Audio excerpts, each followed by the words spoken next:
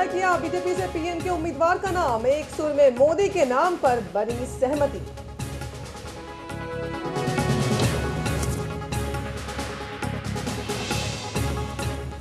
मध्य प्रदेश में तृतीय वर्ग के कर्मचारियों की चांदी 5500 से 9000 के पार हुआ वेतन, फैसले पर कैबिनेट ने लगाई मुहर।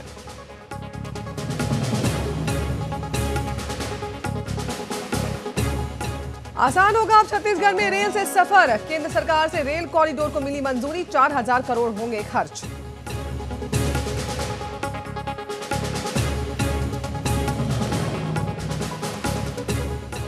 राजस्थान में बदल गई बीजेपी की फिजा, हजारों समर्थकों के बीच दिल्ली से जयपुर तक वसुंधरा राजे ने दिखाई ताकत।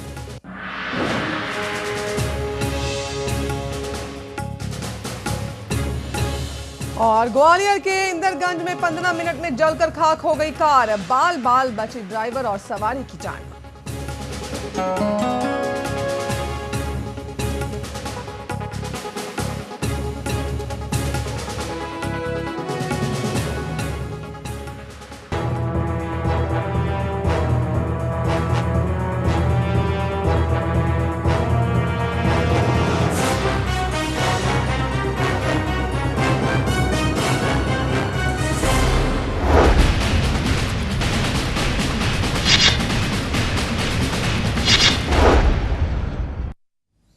नमस्कार, आप देख रहे हैं खबर भारती, आपके साथ मैं हूं नूरी कायनात। धर्मनगरी में जहां एक तरफ लोग संगम में आस्था की डुबकी लगा रहे हैं, तो वहीं यहां एक और संगम हुआ। ये संगम था संतों का सियासी संगम।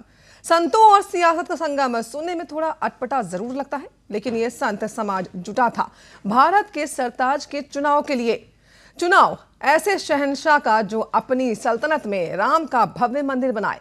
कहने को तो ये धर्म संसद थी, पर फैसला होना था देश की संसद का। जी हां, इलाहाबाद से रास्ता मथुरा से होता हुआ दिल्ली पहुंचा, जहां एक तरफ इस धर्म संसद में संतों ने मोदी को बादशाह की गद्दी दिलाने का जोर शोर से समर्थन किया, तो वहीं इसकी गूंज दिल्ली में भी सुनाई दी, मोदी मोदी और मोदी। तो हमारा सवाल सीधा और सरल है कि क्या संत संगम में सियासत करके मोदी के लिए 7 RCR का रास्ता तय करेंगे?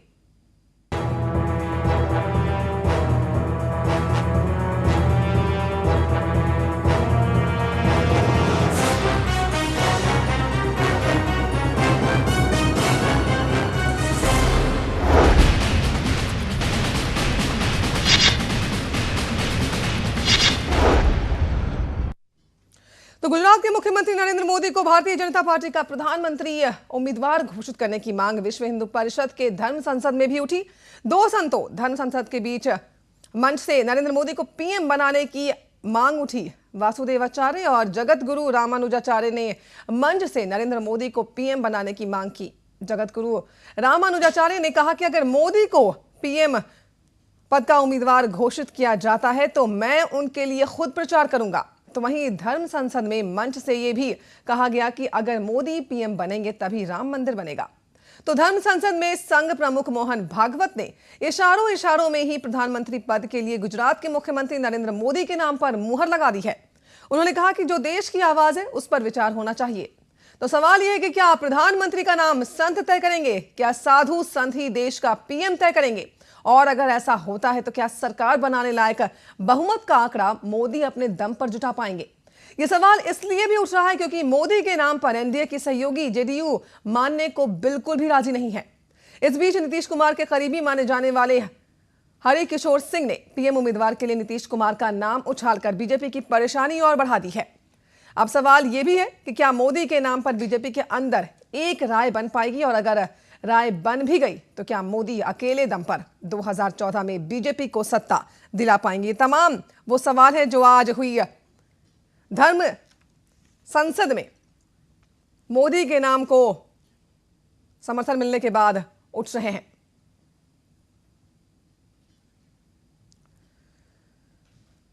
तो क्या संत तय करेंगे कि कौन होगा देश का प्रधानमंत्री? ये सवाल इसलिए क्योंकि विश्व हिंदू परिषद के धर्म संसद में मोदी को पीएम पद का उम्मीदवार बनाने की मांग जोर शोर से उठी है। सभी ने समर्थन किया है मोदी के नाम का। जगत गुरु रामानुजाचार्य ने कहा कि अगर मोदी को पीएम उम्मीदवार घोषित किया जाता है तो वो खुद मोदी के लिए प्रचार करेंगे।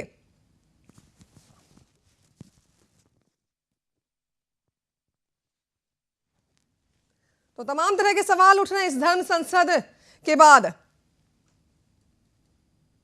जोर शोर से।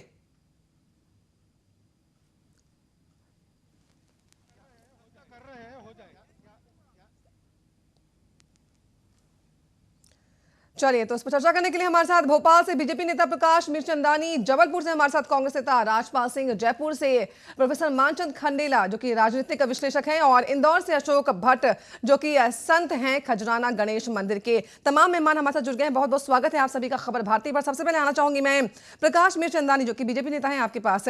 सबसे पहला सवाल यही कि क्या अब संत तय करेंगे कि देश का प्रधानमंत्री कौन होगा? बिल्कुल संत ही तय करेंगे। मेरा ये कहना है कि हमारे राष्ट्रीय प्रवक्ता जी ने कहा, पीछे भी कहा मुख्तार अब्बास नकवी साहब ने, कि संत ही इस देश में, क्योंकि करोड़ों हिंदुओं की भावनाओं का सम्मान करते हुए जो हमारे आदर्श के केंद्र हैं, हमारे आराध्य हैं सारे संत जो आज कुंभ में इकट्ठे हुए हैं, और वह धर्म संसद में ये तय हुआ कि नरेंद्र मोदी को पीएम बनाया जाए, तो हम भारतीय जनता पार्टी भी ये चाहती है कि नरेंद्र मोदी को पीएम बनाया जाए। जी, लेकिन प्रकाश जी, अब तक भारतीय जनता पार्टी ने खुले तौर पर नाम नहीं लिया है था नरेंद्र मोदी का। अगर चाहती भी थी तो नाम नहीं देने की पार्टी डिमांड है, और भारतीय जनता पार्टी हमेशा ही जनता की भावनाओं की कद्र करती है। आज देश में नरेंद्र मोदी जी की डिमांड आ रही है। नरेंद्र मोदी जी को लेकर पूरे एक जनमानस में जो भाव, अच्छा भाव बना है, उसमें कोई आपत्ति नहीं है भारतीय जनता पार्टी को। और वैसे तो भारतीय जनता पार्टी में संसदीय बोर्ड ही प्रधानमंत्री का नाम तय करता है, लेकिन फिर भी अगर कोई जनमानस पूरा बन रहा है, देश में अगर कोई माहौल बन रहा है मोदी जी के विषय में, तो ये इसमें कोई आपत्ति नहीं है। और संत महात्मा भी हमारे इस देश के सम्मानीय नागरिक हैं, और अगर वो संत महात्मा अगर ये तय कर रहे हैं और उनकी ये जो भावना है, तो भारतीय जनता पार्टी उन सबकी भावनाओं की कद्र करती है। जी, राजपाल जी, आपसे जानना चाहेंगे कि विश्व हिंदू परिषद का जो धर्म संसद हुआ है, उससे पहले अब तक बीजेपी ने एक बार भी मोदी का नाम नहीं लिया, और बीजेपी ने साफ तौर से यही कहा कि बीजेपी में बहुत उम्मीदवार हैं पीएम पद के लिए, लेकिन अब आपने सुना प्रकाश जी को साफ तौर से कह रहे हैं कि बिल्कुल संत ही तय करेंगे। संत तय करें या संसदीय दल तय करे, ये हमारे लिए कोई बड़ी चिंता का विषय नहीं है, क्योंकि कांग्रेस पार्टी अपने सिद्धांत और अपने आम आदमी की चिंता को लेकर चुनाव लड़ती है। उसमें सुषमा स्वराज जी को पीएम बनाया जाए चाहे मोदी जी को बनाया जाए, ये हमारे लिए कोई चिंता का विषय नहीं। हाँ, धर्म गुरु इनके तय करें पीएम मोदी जी को या सुषमा स्वराज को या जेटली जी को, ये उनका अपना विषय है जी, उससे कांग्रेस पार्टी को कोई फर्क नहीं पड़ता। जी, चलिए, अशोक भट्ट जी का रुख करना चाहूंगी मैं। पंडित अशोक भट्ट जी हैं, पुजारी हैं खजाना गणेश मंदिर के। पंडित जी, आपसे जानना चाहेंगे कि संत बहुत दिलचस्पी ले रहे हैं, और जो धर्म संसद हुई है उसमें मोदी के नाम पर मुहर लगा दी है संतों ने। जी, अनादिकाल से हिंदुस्तान में संतों के द्वारा ही कार्य होता रहे हैं, और जो संत करेंगे उस चीज को देश को मानना चाहिए, और संत समाज का जो निर्णय है उसको लेना चाहिए जी। और जो मोदी जी है वो इस लायक भी है और वो कार्य करेंगे जी। लेकिन पंडित जी, ऐसा नहीं लगता कि जो संत होते हैं, धर्मगुरु होते हैं, इनका काम राजनीति करना नहीं होता है? राजनीति करने के लिए पॉलिटिकल पार्टीज पहले से ही है, राजनीतिक पार्टी पहले से ही है, उनको उन पे छोड़ दिया जाए कि वो तय करें कि उम्मीदवार कौन होगा? नहीं, संत राजनीति नहीं कर रहे हैं। संत तो नाम दे रहे हैं कि कौन अच्छा है, हिंदू धर्म के प्रति कौन अच्छा काम करेगा, इस देश के प्रति कौन अच्छा काम कर रहा है। आज जो नरेंद्र मोदी जी जो है, उनने गुजरात को एक मॉडल प्रदेश के रूप में प्रस्तुत किया है, और उनकी जो साख है वो बहुत अच्छी है, और हिंदू धर्म के लिए वो बहुत अच्छा कार्य कर रहे हैं। इसलिए संत समाज ने जो निर्णय लिया है वो उचित है जी, और उसका मैं समर्थन करता हूँ। चलिए, राजनीतिक विश्लेषक हमारे साथ मानचंद खंडेला जी भी जुड़ गए। खंडेला जी, आपने सुना पंडित जी को साफ तौर से कह रहे हैं कि संत जो हैं वो तो सिर्फ नाम दे रहे हैं, तो अब संत नाम देंगे और क्या इस पर ही मुहर लगेगी? देखिए, प्रश्न ये आता है कि क्या ये संत हैं? क्या जो नाम दे रहे हैं वो क्या संत हैं? क्या हमारे यहाँ पर इस तरह के संत हैं जिनकी प्रवचन में लाख लाख की संख्या होती है, उसके बाद में बलात्कार का उनका आरोप लगता है, भ्रष्टाचार का आरोप लगता है, जमीन को हड़पने का आरोप लगता है, कन्या की भ्रूण हत्या का आरोप लगता है, पता नहीं कौन कौन से आरोप लगते हैं, उसके बावजूद भी वो संत है। प्रश्न ये आता है कि संत जो हैं, अगर कोई है तो उसको तो कहने का अधिकार है, लेकिन ये संत नहीं है क्योंकि ये राजनीति कर रहे हैं। दूसरी बात मैं निवेदन करना चाह रहा हूं कि वो ये कह रहे हैं कि मोदी जी एक अच्छे आदमी है, यानी वो ये कहना चाह रहे हैं कि सुषमा जी, राजनाथ जी या अडवाणी जी वो अच्छे आदमी नहीं है हिंदू धर्म के लिए। तो मैं समझता हूं इनको ये कहने का अधिकार नहीं है। और जहां तक मोदी जी का सवाल है, मैं फिर आपसे कहना चाह रहा हूं, मोदी वास्तव में विकास के पुरुष हैं, इसमें कोई दो राय नहीं हो सकती, लेकिन उनको इन प्रपंचों में फंसाकर और वो वास्तव में मोदी की जो है वो एक तरह से तौहीन कर रहे हैं। मोदी जिस रास्ते पर जा रहे हैं उस रास्ते पर जाकर वो युवाओं को साथ ले सकते हैं, धनिकों को साथ ले सकते हैं और विकास के काम करवा सकते हैं। लेकिन मानचंद जी मोदी विकास पुरुष है, मानचंद जी मोदी विकास पुरुष है, ठीक है माना, लेकिन कहीं ना कहीं राम मंदिर से मोदी का नाम भी तो जुड़ रहा है। नहीं, देखिए सवाल है कि किसी का नाम मंदिर से जुड़े, मस्जिद से जुड़े, गुरुद्वारा से जुड़े, इसमें कोई नहीं है। लेकिन सवाल यह तथाकथित संत अगर वो ये कहें कि साहब ये बनना चाहिए तो उनको सामने आना चाहिए। जैसे बाबा रामदेव आए हुए हैं, वो सामने आ जाए, उसके बाद पता लग जाएगा कि साहब वो किस तरह के संत हैं। तो ये आडंबर ओढ़कर और बाना पहनकर जो संत तथाकथित संत हैं उनको इस प्रकार कहने का बिल्कुल अधिकार नहीं है। जी बिल्कुल। राजपाल जी कांग्रेस से हमारे साथ जुड़े हुए हैं। राजपाल जी अब संत तय कर रहे हैं, आपने कहा कि कोई फर्क नहीं पड़ता अब संत किसका नाम लेकर सामने आते हैं, कौन होता है उम्मीदवार बीजेपी की तरफ से पीएम पद के लिए, तो कहीं ना कहीं कांग्रेस को कोई नुकसान होता नहीं दिख रहा है इस संगम के बाद। नहीं, इसमें कांग्रेस का क्या नुकसान है? विकास के मुद्दे पे कांग्रेस पहले से सक्रिय रही है और हम आम आदमी की चिंता करते हैं और हमेशा हमने आम आदमी के उत्थान के लिए योजनाएं बनाई हैं, आम आदमी की हमने फिक्र की है। और उसका एक बहुत बड़ा उदाहरण है मनरेगा जैसी हमारी योजनाएं, जिसमें हमने 8 लाख लोगों को ग्रामीण क्षेत्रों में बैठों को रोजगार दिया। तो इससे तो हमें कोई फर्क नहीं पड़ता कि बीजेपी किसको पीएम प्रोजेक्ट करती है, किसको नहीं करती। ये हमारे लिए। लेकिन राजपाल जी राम मंदिर का मुद्दा एक बार फिर से उठा है, साफ तौर से कहा गया है जो धर्म संसद हुआ उसमें कि मोदी आएंगे तो राम मंदिर बनवाएंगे। जी देखिए, भारतीय जनता पार्टी की ये पुरानी परंपरा रही है कि जब भी चुनाव आते हैं वे सबसे पहले राम मंदिर का मुद्दा ले आते हैं, जबकि इनकी सरकार 5 वर्ष रह चुकी, उस समय इन्होंने राम मंदिर का मुद्दा नहीं उठाया और ना इन्होंने राम मंदिर के लिए कोई काम किया। बस ये उस मुद्दे को सिर्फ जिंदा रखना चाहते हैं चुनाव आते तक। जैसे ही चुनाव प्रकाश जी आपसे जानना चाहेंगे जो कह रहे हैं राजपाल जी कि बीजेपी क्या देख रही है, बीजेपी किस ओर जा रही है, विकास की तरफ जा रही है या राम मंदिर की तरफ जा रही है? देखिए, गुजरात इस देश में आदर्श आइडियल स्टेट के रूप में उभर के आया है और उसका नेतृत्व कर रहे हैं नरेंद्र भाई मोदी। भारतीय जनता पार्टी में जैसे अभी बहुत सारी बातें हैं कि सुषमा जी नो डाउट बहुत अच्छी प्रधानमंत्री के लायक हैं, अडवाणी जी हैं, जेटली जी हैं, वेंकैया जी हैं, अनंत कुमार जी हैं, बहुत सारे लोग हैं हमारे यहाँ भारतीय जनता पार्टी में प्रधानमंत्री। लेकिन प्रकाश जी अगर आप विकास पुरुष बता रहे हैं और आप गुजरात को आइडल बता रहे हैं, तो गुजरात में तो विकास हुआ है, राम मंदिर क्यों आता है चुनाव से पहले और नरेंद्र मोदी के साथ साथ राम मंदिर को क्यों जोड़ा जा रहा है? सवाल ये भी तो है। साधु संत महात्मा अगर कोई धर्म की बात करते हैं तो उसमें कोई अतिशयोक्ति की बात नहीं है। उनका काम है धर्म की, हिंदू धर्म की रक्षा करना और हिंदू धर्म की संस्कृति और सभ्यता को बढ़ाना और उसका विकास करना। उसके नाते से उनको लगता है कि नरेंद्र भाई मोदी उनके लिए एक आदर्श पुरुष हैं। अगर वो उसकी बात कर रहे हैं तो इसमें दूसरे लोगों को किसी के पेट में दर्द नहीं होना चाहिए। नहीं, लेकिन प्रकाश जी वो ओपिनियन, प्रकाश जी अपना ओपिनियन रख सकते हैं, साधु संत अपना ओपिनियन रख सकते हैं, अपना पक्ष रख सकते हैं, अपनी पसंद बता सकते हैं, लेकिन आप कह रहे हैं कि साधु संत ही तय करेंगे कौन होगा उम्मीदवार, यानी कि पूरा होल्ड आपने दे रखा है, पार्टी ने पूरा होल्ड दे रखा है साधु संतों को। अगर राम मंदिर की बात करती है तो क्या ये धर्म संसद पाकिस्तान में लगना चाहिए?